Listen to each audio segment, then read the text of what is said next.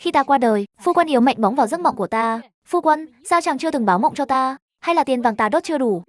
Nàng ngủ say như chết, có bao giờ nằm mộng đâu. Bảo ta báo mộng bằng cách nào?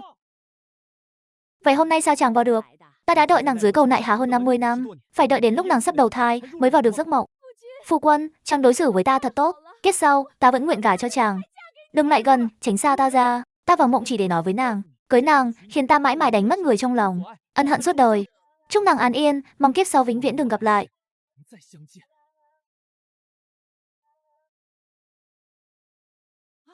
Chàng đau khổ đến thế sao? Chỉ mình ta ngốc nghếch sống trong hạnh phúc thôi ư? Buồn cười thật. Nữ phụ này đúng là vô tư đến mức đáng nể. Nam chính đau khổ nên hơn 30 đã mất, còn cô ấy sống vui vẻ đến 82 tuổi. Thật không nhận ra phu quân chưa từng yêu mình sao? Người nam chính yêu thật lòng là tỷ tỷ của cô ấy. Kẻ hữu tình cuối cùng chẳng thể nên duyên. Nam nữ chính ôm hận mà mất sớm. Chỉ nữ phụ hưởng trọn phúc cả đời. Nữ phụ sắp được trọng sinh. Ta thấy áy náy quá. Hai người đau khổ cả đời. Chỉ mình ta ngốc nghếch hạnh phúc đến cuối đời. Chói mắt quá. Ta trọng sinh rồi. Lại đúng ngày Ôn Hoài Dục cứu ta. Tỉnh rồi, tỉnh rồi. May nhờ ông công tử trượng nghĩa cứu giúp. Vị công tử này thật tuấn tú. Sao trông quen mắt thế nhỉ? Cô nương xin tự trọng. Xin nữ phụ đấy, lần này đừng gả cho anh ấy nữa, để anh ấy được ở bên người mình yêu đi. Sao không trọng sinh sớm hơn chứ? Lại đúng lúc nam chính vừa cứu nàng, còn có tiếp xúc thân mật. Thì ra lấy ta khiến chàng khổ sở đến vậy. Sao chàng không nói sớm? Ta cũng đau phải người vô tình vô nghĩa. Kiếp này ta sẽ tác thành cho Ôn Hoài Dục. Cô nương, nam nữ thụ thụ bất thân. Chàng cũng trọng sinh rồi sao? Ta nói kiếp sau không gặp lại. Vì sao còn cứu ta? Ta chỉ không muốn tiếp tục làm phu thê với nàng, chứ chưa từng mong nàng phải chết. Không sao, không sao. Đa tạ công tử cứu mạng. Xin công tử cứ yên tâm. Kiếp này ta quyết không gả cho chàng. Nàng ấy sao vậy? Kiếp trước đâu có như thế. Khoan đã, cứ thế mà đi rồi. Không điều kéo nữa sao? Lạ quá, 10 phần thì hết 12 phần không ổn. Đến nam chính cũng ngơ ngác luôn rồi. Kiếp trước, từ khi gả cho Ôn Hoài Dục, ngày nào ta cũng sống như ngâm trong mật ngọt. Chàng vốn ít nói, nhưng mỗi ngày ra ngoài hay trở về đều báo với ta một tiếng. Ta ham ăn nên bị đầy bụng. Dù chàng lạnh lùng, đêm nào cũng lặng lẽ xoa bụng cho ta. Mỗi dịp lễ Tết, mọi việc trong phủ đều chu toàn, chưa từng để ta phải nhúng tay. Gặp ai ta cũng khoe phu quân tốt biết bao. Tiểu thư, ông công tử tốt như vậy, sao kiếp này người lại không muốn gả? Vì chàng mất quá sớm, hơn 30 tuổi đã qua đời. Một mình ta ôm núi vàng núi bạc, sống hơn 50 năm, ở qua đến năm 82 tuổi. Con cháu đầy đàn, sống thọ đến cuối đời. Vậy mà sau khi chết chàng lại bảo, cưới ta khiến chàng lỡ mất người mình yêu. Thế sao lúc còn sống không chịu nói? Đúng thế, đúng là người kỳ cuộc. Lúc sống thì chẳng chịu nói, chết rồi lại đừng dưới cầu nại hà đợi ta 50 năm. Bánh bao của ta. Cô dẫn nát bánh bao của ta rồi. Trời đất ơi. Tiểu thư, chân người không sao chứ? Đúng là trớ trêu, lúc sống chẳng thương ta hết mực, đến lúc mất còn để lại cả núi vàng núi bạc, một mình ta hưởng hết phúc phần. Đừng tin cô ấy, nam chính bị nữ phụ chọc tức đến chết đấy, dáng gượng hơi tan để nói lời chia tay. Ai ngờ nữ phụ gào lên một tiếng. Đồng sinh cộng tử, kiếp sau lại nên duyên. Phu quân ơi, không có chàng ta biết sống sao đây? Mấy ngày đầu sau khi phu quân qua đời, ta đau lòng đến chẳng nuốt nổi cơm, nhưng bụng vẫn đói. Đói thì ăn một bữa thật no. Ăn no rồi lại nhớ phu quân, đành đến kho vàng chàng để lại, ngắm núi vàng bạc mà nhớ người. Muội không sao chứ? Không sao, nước hồ ngọt lắm. Vậy thì tốt, làm ta lo chết mất. Đúng là tuyệt sắc giai nhân. Bảo sao Ôn Hoài Dục lại để lòng thương nhớ. Ta trò chuyện với tỷ tỷ một lúc. Tiểu thư, ông công tử cứu người trước bao ánh mắt, lại còn có tiếp xúc thân mật, chắc hẳn đã phải làm người rồi. Thôi đi, kiếp trước cứu ta xong chàng cũng như vậy. Ta kích động đến trắng đêm, chỉ lo nghĩ mặc bộ nào để gặp chàng. Ai ngờ chàng vốn đến để gặp tỷ tỷ. Từ ngày ta gả vào Ôn phủ, tỷ tỷ từng đến thăm ta vài lần. Mỗi lần tỷ ấy đến, Ôn Hoài Dục đều lạnh mặt nhìn ta. Ta còn bảo chàng đừng cau có nữa, rồi tự tay kéo khóe miệng chàng lên, ép thành một nụ cười, cười thật tươi. Lúc ấy trông chàng như muốn tắt thở. Giờ nghĩ lại, có lẽ chàng không muốn người khác biết rằng chàng không yêu ta. Chàng chỉ lạnh lùng với mình cô thôi. Tiếc là cô chẳng nhận ra, nam chính đúng là diễn mặt lạnh cho người mù xem. Kiếp trước nữ chính đến Ôn phủ thăm nữ phụ 2 lần, thấy muội muội sống yên ổn nên cũng an lòng. Rồi xuất giá nơi xa, chẳng bao giờ trở lại kinh thành. Ta không tin nàng ấy lấy chồng xa không vì nữ phụ.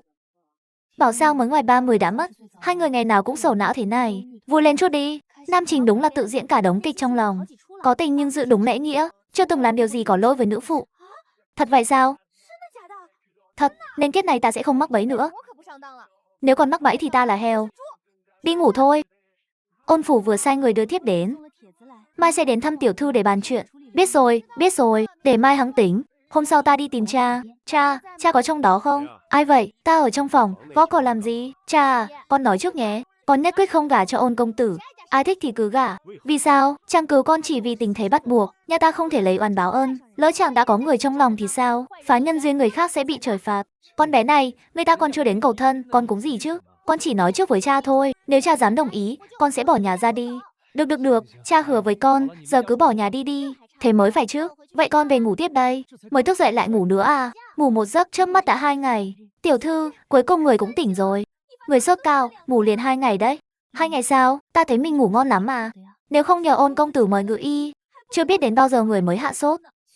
Ôn công tử ư? Nghe tin người lâm bệnh, Ôn công tử lập tức mời ngự y đến, lo cho người làm đấy. Giờ vẫn còn chờ ở bên ngoài. Tiểu thư có muốn gặp không? Không gặp. Người ta cứu người lại còn mời ngự y, đến lời cảm tạ cũng không có sao. Nếu người đã nói vậy, ta cũng đâu phải tỷ tỷ sinh đôi của tỷ ấy. Gặp làm gì? Người chàng yêu là tỷ tỷ, ta phải tác thành cho hai người. Chúc cô nương, ta mời ngự y chữa bệnh cho cô, đến lời cảm tạ cũng không có, đó là lễ nghĩa của cô sao? Nhưng dù chẳng không mời ngự y, kiếp trước ta cũng sống đến 82 tuổi. Tiểu thư, sao người biết kiếp trước mình sống đến 82 tuổi? Đúng là sống thọ thật, nam chính bị chọc tức bỏ đi rồi. Kiếp trước, mỗi lần chọc nam chính nổi giận, nữ phụ đều chẳng hề hay biết. Nam chính chỉ biết lặng lẽ quay người bỏ đi. Chắc cũng quen rồi, ta là người có phúc có thọ mà. Nữ phụ lại định tự mình đa tình nữa sao? Xin nữ phụ đừng tự tưởng bỏ nữa. Nam chính chỉ muốn bày tỏ lòng mình với nữ chính thôi. Cô cũng chẳng thiệt, sống đến tận 80 tuổi cơ mà. Thật sao? Ta sống được đến 80 tuổi à? Hai nhà chúng ta là thông gia mà. Để ta xem nào, người này ta quen. Kiếp trước con trai ông ấy cưới con gái ta. Đại tiểu thư chỉ là khí huyết hư nhược. Có phải ngày thường nghĩ ngợi quá nhiều? Con chỉ thích đọc mấy quyển tạp thư thôi. Đêm ngủ hơi muộn một chút. Tỷ, lời ngự y tỷ nghe rồi chứ? Ngủ sớm dậy sớm mới dưỡng được thân, chăm sóc thân thể cho tốt, sau này mới có thể cùng người trong lòng bạc đầu giai lão. Toàn nói bậy, đáng ghét. Ta nói bậy chỗ nào? Mà người trong lòng của tỷ rốt cuộc là ai? Sau này rồi sẽ biết. Được thôi. Thật ra tỷ không nói ta cũng đoán ra. Tiểu thư, Ôn công tử lại đến nữa rồi. Lần này vẫn chuẩn bị một phần quà cho đại tiểu thư, một phần cho người. Con mang tới 2 giỏ vải thiều to tướng. Sáng nay còn tặng bộ trang sức thượng hạng, hôm kia lại tặng mấy cây gấm thục. Chăm chỉ lấy lòng thật đấy. Người nói xem, có phải Ôn công tử để ý ngươi rồi không? Con phải hỏi sao? Ôn Hoài Dục chẳng lẽ thật sự vừa mắt con rồi? Cha, hai người còn khoác vai uống rượu, oằn tù tì, lại còn cùng đọc thoại bản. Sao cha không bảo cậu ấy để ý cha luôn đi? Chuyện này, để cha nghĩ đã. Ôn Hoài Dục cười con, cũng chẳng phải không được. Cha, rốt cuộc cha có nghe con nói không? Trọng điểm là chuyện đó sao? Cuối cùng cô nương cũng chịu đến cảm tạ rồi. Sao giọng điệu chua thế nhỉ? Thôi, nói chuyện chính, sau này chàng đừng đến nữa. Ta đến luận học với Trúc đại nhân, có liên quan gì đến cô? Chàng đừng giả vờ nữa, ta biết người chàng thích là đích tỷ, muốn gặp tỷ ấy thì cứ quang minh chính đại mà đến, tặng quà cũng cứ quang minh chính đại mà tặng, hà tất lấy ta làm bình phong, để người khác hiểu lầm vô ích. Ai hiểu lầm? Đó là trọng điểm sao? Theo đuổi người mình thương mà cũng chẳng biết cách, bảo sao kiếp trước, mới ngoài 30 đã tự dằn vặt mình đến chết. Viết đi, viết gì cơ? Viết thơ tình gì cũng được. Viết xong ta sẽ chuyển tận tay đích tỷ. Đúng là ta tốt bụng quá mà. Lén lút đưa riêng như thế còn ra thể thống gì?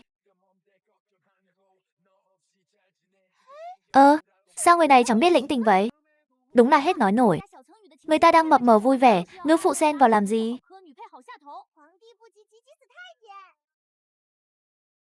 Mẹ, chuyện chọn phu quân con nhờ mẹ. Đến đâu rồi? Với cái đống tiêu chuẩn con đưa, thì đời này con khỏi mong xuất giá. Hay vào đạo quán làm đạo cô đi, tiện thể nghiên cứu luôn đạo lý luân hồi âm dương. Mẹ có một bức chân dung đây, con xem thử đi. Á, sao vậy mẫu thân? Không có gì. Suýt nữa mẹ quên mất một người. Á, chính là người này. Con tự mở ra xem đi. Mẹ còn thuê hẳn một họa sư, lén nhìn người thật. Dòng giá 48 canh giờ, thay phiên ngày đêm mới vẽ xong. Đây, Trấn Bắc Hầu Lộ Trực. Dung mạo tuấn mỹ, gia tư bạc vạn, địa vị hiển hách. Tiêu chuẩn con đưa ra, cậu ấy đều đủ cả. Có bắt được hay không thì xem bản lĩnh của con. Lộ Trực. Phu quân à, trước mắt ta đã 36 tuổi rồi. Cũng đến tuổi tài giá rồi nhỉ? Đoán xem là ai? Thông gia của chúng ta đấy, bất ngờ chứ? Muội muội, đi ngắm hội hoa đăng với bọn tỷ nhé. Chà, ánh mắt này như muốn nuốt sống người ta vậy. Ta không muốn làm ngọn nén dư đâu. Muội xin kiếu. Ta buồn ngủ rồi. Nhị tiểu thư Trúc gia, à nhầm, Trấn Bắc Hầu Lộ Trực, tiếp trước ngài ấy từng đưa Dương Tử đến phủ cầu hôn con gái ta. Cha chồng tương lai của con tuấn tú thật đấy. Mẫu thân cứ đợi con gả vào rồi dò đường giúp người. Cũng tại Ôn Hoài Dục mất quá sớm, khiến ta tuổi còn xuân đã thành quá phụ, một mình nuôi mấy đứa nhỏ cực biết bao. Phu quân à, nếu dưới suối vàng có linh, trước mắt ta đã 36 tuổi rồi, cũng đến tuổi tài giá rồi nhỉ. Đoán xem là ai? Là thông gia của chúng ta đấy, bất ngờ chứ. Yên tâm, sợ chàng dưới ấy thiếu tiền tiêu, ta còn đốt hẳn cho chàng cả một núi vàng mã, đủ để làm phú hộ số một địa phủ. Nếu chàng không bằng lòng, tối nay nhớ báo mộng cho ta nhé. Phu nhân xin nén bi thương, chủ tiệm vàng mã nói chỉ còn 5 xe, có chở hết tới không? Không cần, cứ vậy đi. Lát nữa đốt luôn cả tiệm vàng mã, đốt luôn mấy cỗ xe cho chàng làm phương tiện. Dù ở địa phủ ta cũng muốn chàng làm bá chủ. Tỉnh dậy rồi mà chàng vẫn chẳng báo mộng cho ta. Phu quân đúng là tốt quá, chắc là đồng ý rồi. Ha ha ha. Được lắm. Đốt cũng nhiều thật. Thật ra hai huynh đệ bọn ta giúp tiêu bớt cũng được. Nghĩ thoáng chút đi huynh đệ, không thì ta giới thiệu cho người hai nữ quỷ xinh đẹp. Kiếp trước ta cùng Lộ Trực sống trọn nửa đời sau. Đến chàng ấy cũng đi trước ta, ngoài 70 đã mất, chàng nâng niu ta như báu vật cả đời. Chưa từng để ta chịu nửa phần tủi thân. Đến lúc lâm chung vẫn thấy có lỗi với ta. Điều tiếc nuối lớn nhất của ta là... Thôi, không nhớ thì bỏ. Không được, nhất định phải nhớ ra. À đúng rồi, nàng là ai vậy? Nói xong thì chẳng tắt thở. Chúc cô nương đang ngắm gì vậy? Ngắm chàng thôi, vì chàng đẹp quá. Đâu có, ta thấy chúc cô nương còn đẹp hơn. Hỏng rồi. Cô nương mặc váy xanh, đang ôm khúc gỗ kia. Nhìn bóng lưng quen quen. Ông công tử và tỷ tỷ của nàng đi rồi. Chết thật, dạ ta hù vía. Khoan đã, kiếp này ta đâu có gả cho Ôn Hoài Dục. Sao cứ như gà oan hồn vậy? Ông một cái chắc cũng không sao đâu nhỉ. Nữ phụ vẫn chưa thoát khỏi kiếp trước, cứ như bị bắt gian tại trận vậy. Sợ cũng là lẽ thường, có ai quản hầu ra đi. Mày ấy sắp bị nữ phụ trêu đến đỏ mặt rồi. Cô nương, ngày mai ta sẽ đến phủ cầu thân. Nhanh, nhanh vậy sao? Từ nhỏ ta chỉ được mẫu thân, di và tổ mẫu bế, chưa từng được cô nương đồng trang lửa ôm. Ta nhất định sẽ chịu trách nhiệm. Tỷ tỷ, muội có chuyện muốn nói, mai Lộ Trực sẽ... Có người đang tư tình. Không phải Ôn Hoài Dục sao? Biến thái thật. Yên tâm, tóc muội chưa rối đâu. Hai người trèo lên cây làm gì? Thẩm Độ bảo tối nay trăng đẹp nên đưa tỷ lên cây ngắm. Ai ngờ chàng ấy đột nhiên hôn tỷ, tỷ cũng không cả nổi. Tỷ à, chẳng phải tỷ với Ôn Hoài Dục. Sao chàng ấy lại xuất hiện lúc này? Để ta giới thiệu, đây là vị hôn phu của ta. Chàng là vị hôn phu của nàng sao? Vậy còn ta là ai? Ha ha, đúng là một màn tu la chàng, nữ phụ nghĩa khí thật. Chỉ định giúp tỷ tỷ che mắt mọi người, ai ngờ lại tự kéo mình vào, dối như to vò rồi. Thôi thì nhân lúc còn nóng cứ hút đi, ta cũng chẳng hiểu chuyện gì nữa. Chẳng phải nữ chính thích nam chính sao? Sao lại đổi ý nhanh thế? Ngươi là ai? Xin lỗi nhé, các hạ là vị nào? Tên là gì nhỉ? Tại hạ là Thẩm Độ, con trai Lễ Bộ thị lang. Đúng rồi, đây là Thẩm công tử, vị hôn phu của ta. Trúc Tình Hảo, cô nói lại lần nữa xem. Bình tĩnh nào, hai người đều là vị hôn phu của ta. Trúc Tình Hảo, cô đúng là tham thật. Đúng là vậy đấy. Ta mệt rồi, về nghỉ trước. Vở kịch tối qua vừa khép lại, anh ngờ sóng gió lớn hơn lại kéo đến. Tiểu thư, mau dậy đi, Trấn Bắc Hầu đến cầu thân rồi. Còn đích thân mang theo hai con nhạn. To thế này cơ. Không thể đến muộn hơn một chút sao? Phá mất giấc ngủ của ta. Phiền chết đi được, để ta rửa mặt rồi ra.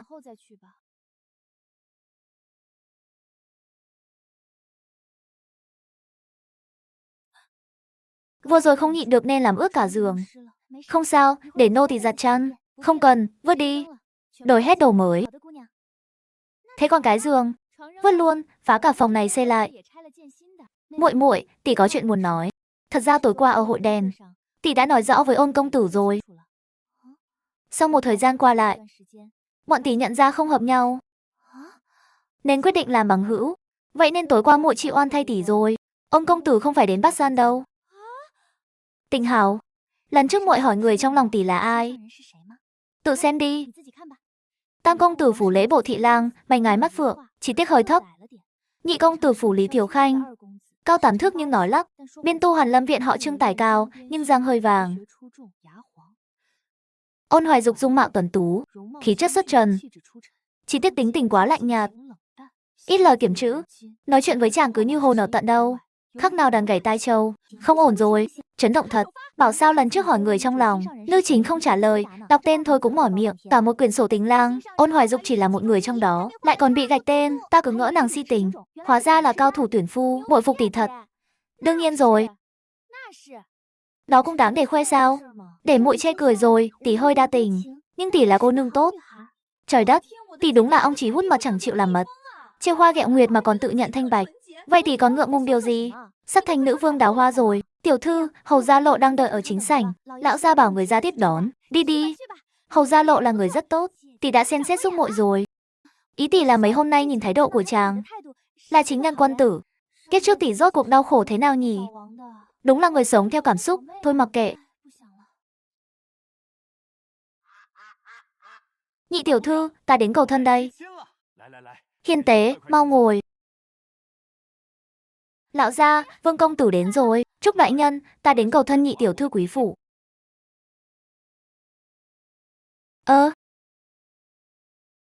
Không được. Bá phụ không vừa ý sao?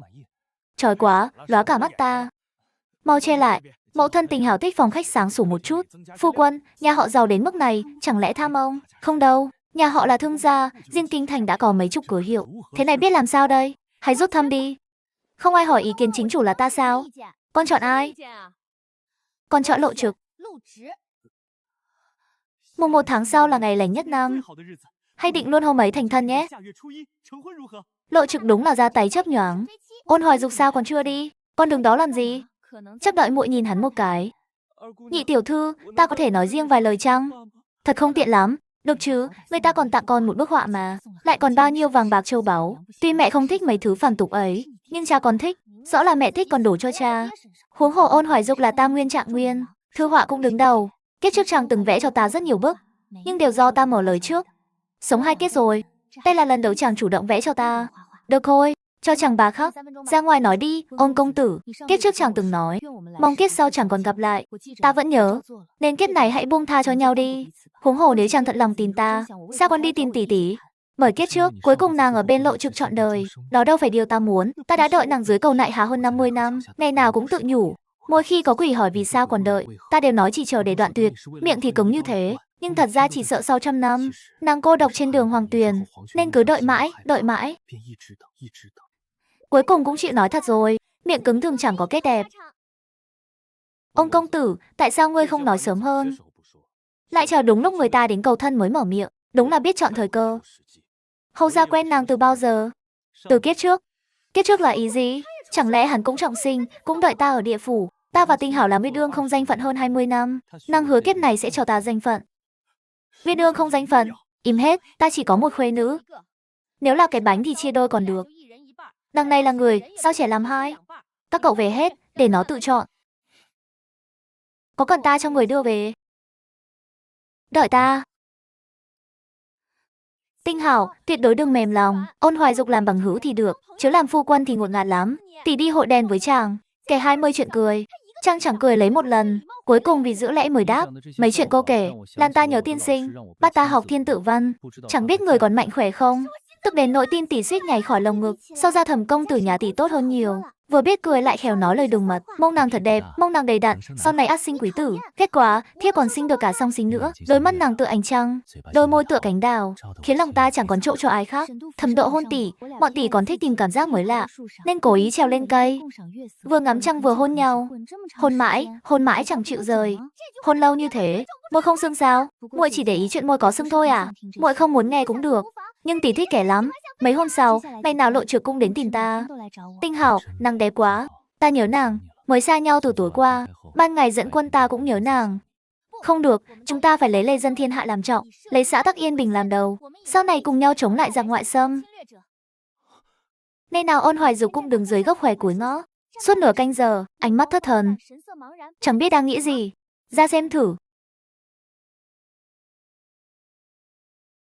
Tiểu thư có muốn sang nói vài lời không? Chẳng có đến tìm ta đâu. Tiểu thư, có lẽ ôn công tử không phải không muốn nói, mà là chẳng biết mở lời thế nào. Đời người giá chỉ như buổi đầu gặp gỡ. Cớ sao gió thu lại buồn như chiếc quạt xưa. Tiểu thư, thơ hay quá, thật hợp với cảnh này. Quốc cày giữa buổi trưa, mồ hôi thấm rụng đồng. Thì, cũng được đấy, đêm đến Lộ Trực lại tìm ta, bảo rằng chẳng ngủ được. Muốn cùng nàng uống vài chén. Được thôi.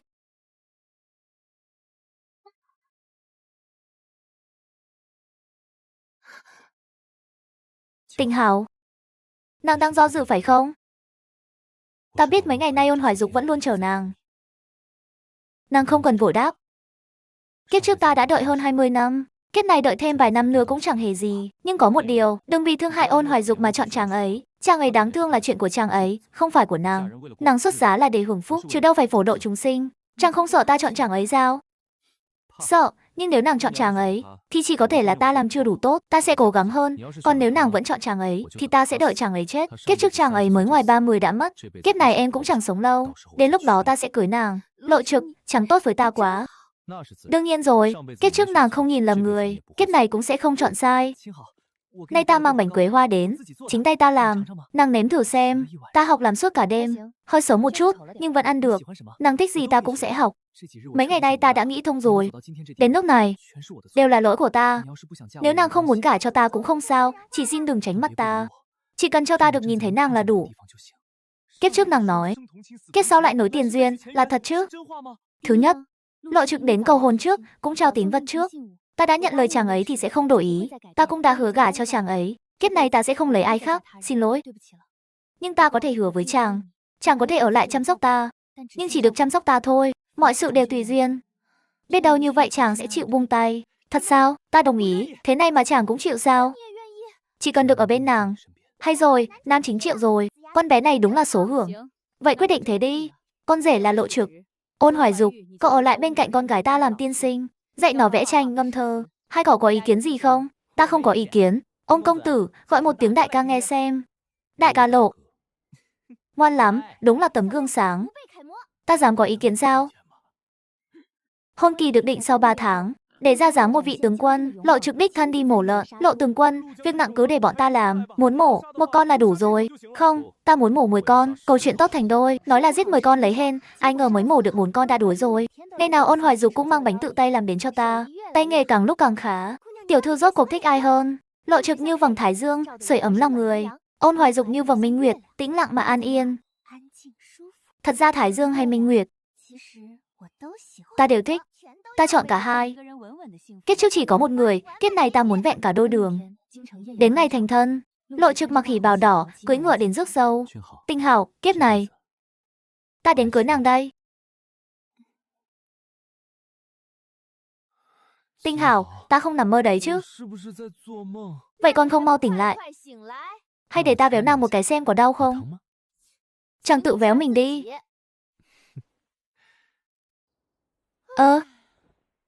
Lại nhớ hắn rồi sao? Vậy mai đi thăm hắn đi, ngày kia hắn chuyển đến rồi. Chàng rộng lượng thật đấy. Không rộng lượng thì biết làm sao. Kiếp này được làm phu quân của nàng là ta mãn nguyện rồi.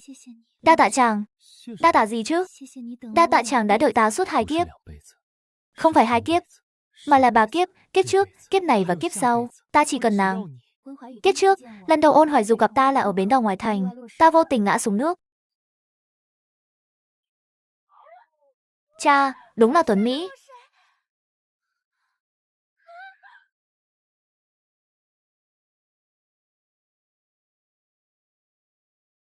Vị công tử này thật đẹp. Chẳng phải ta bị cá mập nuốt rồi sao? Lúc này còn có tâm trạng ngắm trai. Với lại hồ thì lấy đâu ra cá mập? Là ta cứu cô nương. Chắc rằng nước nên sinh ảo giác rồi. Cô nương thấy sao rồi? Ta vừa ói ra bao nhiêu nước, nên giờ bụng đói meo rồi. Ha ha, ngày hôn sự được định. Chàng ngồi trong thư phòng, lòng rối như tơ vò. Thật sự phải cưới nàng ấy sao? Gió tây nhuộm bạc sóng động đình. Một lá thu quá tóc bạc thêm. Đến cuối chẳng hay trời trong nước. Một thuyền mộng đẹp đẽ kín ngân hà. Đọc thật có hồn, thơ cũng hay. Người chàng muốn cười vốn là tỷ tỷ. Chàng cứ ngỡ cuộc hôn nhân này là cực hình. Nào ngờ ta lại như ngọn lửa, suốt ngày liều lo không dứt. Bánh quế hoa hôm nay ngọt quá. Hải đường trong sân nở rồi, chúng ta ra ngoài dạo nhé. Thế nào, có đẹp không? Đẹp, chàng biết ta thích chàng nhất ở điểm nào không? Ở đâu? Đôi tay của chàng. Chính đôi tay ấy đã cứu thiếp. Nhưng thiếp còn thích gương mặt chàng hơn, lạnh lùng, nghiêm nghị, cứ như ai thiếu nợ chàng vậy. Thiếp lại nhảy như mũi bên tai chàng suốt mấy canh giờ, chàng cũng chẳng hề chê phiền. Thiếp ham ăn đến đầy bụng, chàng liền xoa bụng cho thiếp. Đừng ăn vặt nhiều quá, không tốt cho sức khỏe. Thiếp lại rất sợ lạnh, mùa đông cứ ôm thân lạnh cống chui vào chân chàng. Chàng né sang một bên, thiếp lại nhích theo, chàng né nữa, thiếp lại bám, cho đến khi chàng bị ép sát vào tường. Nhưng thiếp lạnh mà. Nàng là dây leo thành tinh sao? Ôn Hoài Dục rất thích vẽ thiếp, vẽ xong lần nào cũng cất kín, chưa từng cho thiếp xem. Đến lúc ấy chàng vẫn chưa hiểu đó là yêu. Chàng nói vài câu tình thoại cho thiếp nghe được không? Bốn bể chưa yên, bách tính còn lầm than, sao ta dám đắm chìm trong tình ái. Mùa đông năm 30 tuổi, chàng mắc phong hàn, chỉ cần tĩnh dưỡng vài ngày sẽ khỏi. Thật sao? Nhưng trán chàng vẫn nóng lắm. Phu quân, chàng nhất định không được có chuyện. Nếu chàng đi rồi, thiếp biết sống sao đây? Ta sẽ luôn ở bên nàng. Sao ta vẫn không nói nên lời? Thôi, đợi khỏi bệnh rồi hẵng nói. Nào ngờ bệnh tình cứ mãi không thuyên giảm. Cho đến chiều hôm ấy. Phu quân, chàng sao vậy? Đừng dọa thiếp. Đồng sàng cộng trầm. Kiếp sau thiếp vẫn gả cho chàng. Chỉ vì một câu ấy, chàng đã đợi ta dưới cầu nại hà hơn 50 năm. Huynh đài đang đợi ai vậy? Đợi phu nhân của ta. Đúng là quỷ si tình.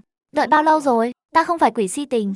Ta chỉ muốn nói lời từ biệt với nàng. Sao trên đầu huynh cắm một con dao vậy? Ta bị người ta sát hại. Người nhà không tìm thấy thi thể, nên con dao này vẫn cắm trên đầu. Cây châm của huynh xinh thật. Ta hỏi quỷ sai rồi. Người huynh đợi hôm nay sẽ đến. Huynh sống có tình có nghĩa. Hai huynh đệ bọn ta cũng chẳng bạc đái. Cứ từ từ ôn chuyện đi, rồi hai người sẽ gặp lại. Cuối cùng ta cũng đến. Vừa thấy ta lao tới khóc hòa, lòng chàng mềm nhũn, nhưng vẫn cứng miệng. Kết sau ta vẫn muốn gả cho chàng. Đừng lại gần, tránh xa ta ra. Ta vào mộng chỉ để nói với nàng, lấy nàng khiến ta mãi mãi lỡ mất người mình yêu, ân hận suốt đời. Chúc tình hảo, mong kết sau chúng ta đừng gặp lại.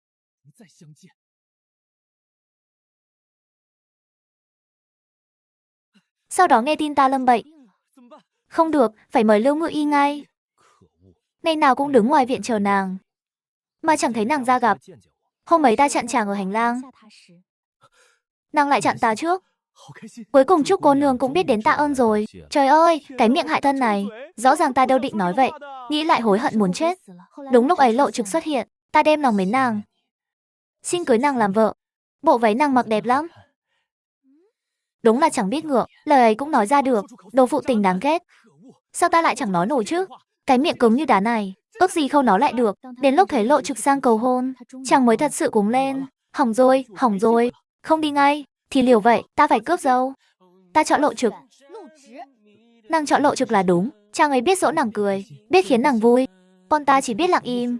Đúng là kẻ đáng thương.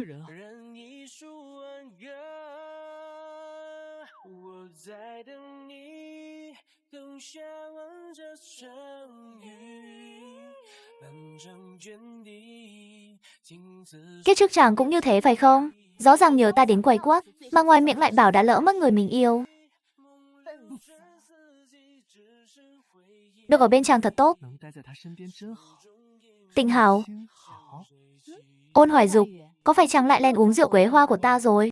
Nếu không uống, thì lấy đâu ra can đảm để nói những lời vừa rồi chứ?